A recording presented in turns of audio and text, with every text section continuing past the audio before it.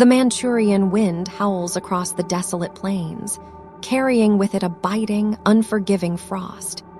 In the dead of winter, the snow falls in thick, blinding sheets, blanketing the earth in a pristine, blinding white.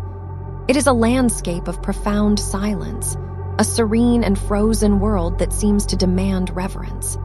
But beneath the gray, heavy sky of Harbin in the late 1930s, this snow does not symbolize purity. It masks an encroaching darkness. It buries the ashes that drift continuously from the towering brick smokestacks of a sprawling, secret compound. Inside the walls of Pingfang, there is no silence. There is only the low, ceaseless hum of generators, the sharp clatter of surgical steel on porcelain trays, and the muffled, echoing sounds of a nightmare carefully orchestrated under the blinding glare of laboratory lights. To the men in the immaculate white coats, the sprawling facility is the absolute pinnacle of human progress. It is a fortress of empirical discovery, funded by an empire desperate to conquer the world. But to the thousands of men, women, and children brought through its heavy iron gates in windowless rail cars, it is the end of existence. They are stripped of their names, their clothes, and their humanity.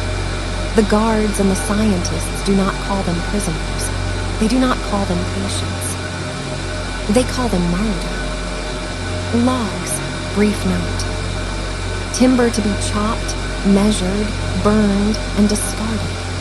It is a chilling psychological mechanism, a linguistic trick that severs the tether of human empathy. You do not pity a log when you strike it with an axe. You do not mourn a piece of wood when you throw it into the fire. In the sterile, bleach-scented corridors of what is officially known as the Epidemic Prevention and Water Purification Department of the Kwantung Army, this complete erasure of the human soul is the first and most necessary step in the scientific method. The architect of this localized hell is a man of towering ambition and lethal brilliance, Surgeon General Shiro Ishii. To understand the crucible of Pingfang, one must understand the twisted vision that birthed it. Following the horrors of the First World War, the international community recoiled in horror at the devastating effects of mustard gas and chemical warfare. The Geneva Protocol of 1925 explicitly banned the use of biological and chemical weapons in armed conflict. For most of the civilized world, the treaty was a necessary safeguard against self-destruction. But for Shiro Ishii, a fiercely nationalistic medical officer in the Japanese Imperial Army, the ban was a revelation. It was a glowing endorsement. If the world's greatest powers were so terrified of microscopic warfare that they felt compelled to outlaw it, then biological weapons must be the ultimate key to global supremacy.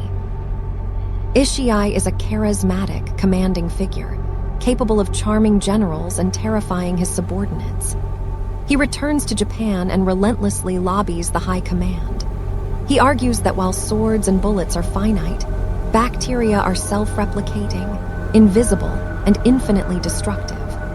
Japan, a resource-poor island nation, needs a weapon that requires little steel but can decimate entire continents. He secures massive funding, unparalleled autonomy, and the absolute secrecy of the state. He builds his empire not in Japan, but in the vast, occupied puppet state of Manchukuo. Here, far from the prying eyes of international observers and the moral constraints of polite society, Ishii constructs a city within a city. Pingfang boasts schools, swimming pools, a Shinto shrine, and a cinema for the thousands of researchers and their families who live on the surface. But beneath them, in the reinforced concrete bunkers and the sealed, heavily guarded blocks, the true work of Unit 731 begins. It is an industry of death, fueled by a limitless supply of human raw material, Chinese partisans, Russian prisoners of war, Korean resistance fighters, and ordinary civilians swept off the streets of Harbin.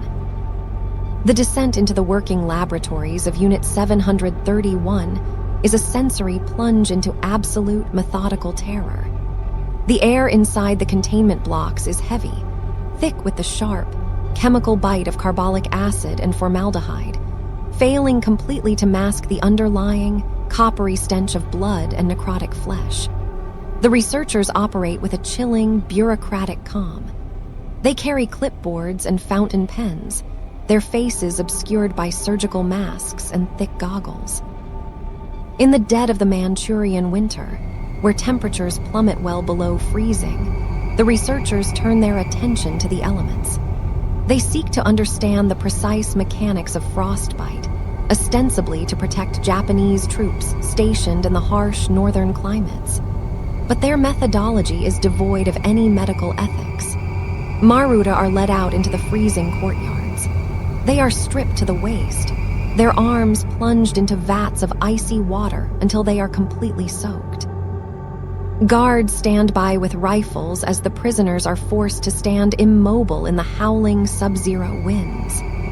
The scientists watch, checking their pocket watches, meticulously recording the changing colors of the flesh, from furious red to sickly blue, and finally to a dead, waxen white. To determine if the appendage is sufficiently frozen, a researcher approaches the shivering, half-conscious subject. He raises a short wooden stick and strikes the frozen arm. The sound that echoes across the snowy courtyard is not the soft thud of striking flesh. It is a hard, hollow, resonant clack, exactly like a wooden bat striking a block of solid ice. The limb is frozen solid. The subject is then dragged back into the sweltering heat of the thawing chambers. Here, the true agony begins. The scientists experiment with different methods of rapid rewarming, immersing the deadened limbs in boiling water, holding them near open fires, or simply leaving them untreated to observe the rapid onset of gangrene. They watch with clinical detachment as the flesh blisters, rots, and sloughs off the bone, meticulously charting the necrosis until the subject inevitably succumbs to septic shock. But the cold is merely one department in Ishii's sprawling enterprise. The primary directive is infection. Deep within the facility, massive incubators churn out hundreds of kilograms of Yersinia pestis, the bacterium responsible for the bubonic plague alongside anthrax, cholera, and typhoid.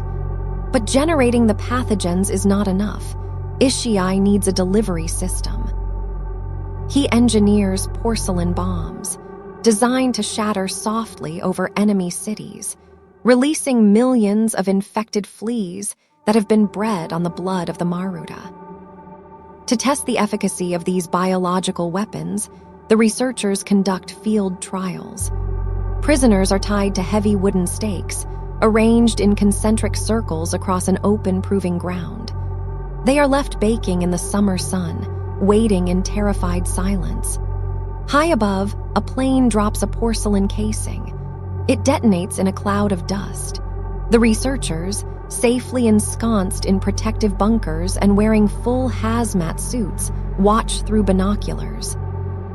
They observe the invisible rain of infected parasites descending upon the tethered humans. Over the following days, the victims are locked in observation cells. The scientists do not offer treatment, they only offer scrutiny.